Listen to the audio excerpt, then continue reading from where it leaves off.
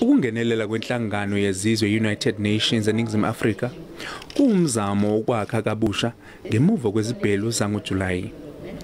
Imibhikisho, ukutatshwa kwempahla, udlame olwaholela ekucikelweni phansi kwamabhizinisi kanye nokuvalwa komgwaqo omkhulu uN3. Ukungena nokuphuma kwempahla kulesifundazwe kwamanze isikhathi esingangaphezulu kweviki. Kanti lolu xhaso lwemali luzolekelela kakhulu kwezemfundo nasezinhlelweni zokuthuthukisa umphakathi.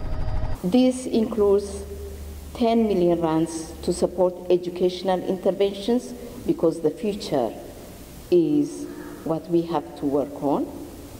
7 million for social cohesion dialogues through community radio stations and 2 million to support GBV shelters in the province.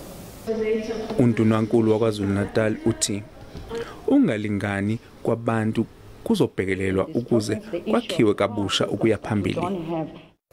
As we strengthen our law enforcement and put in place plans to mitigate future occurrences, we also agree that we need to get to the root causes of the antisocial behavior in KwaZulu-Natal and indeed in our country. In this regard, we share sentiment by the UN resident coordinator that, I quote, people need a stake in the economy because then they will protect it, not destroy it, close quote.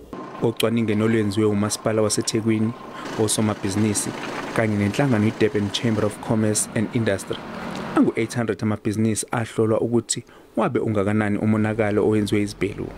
Kwatholakala ukuthi umnotho waleli dolobha ulahlekelwe imali engaphezulu kuka-75 billion randi. Londi Khatebe, SABC News, eThekwini.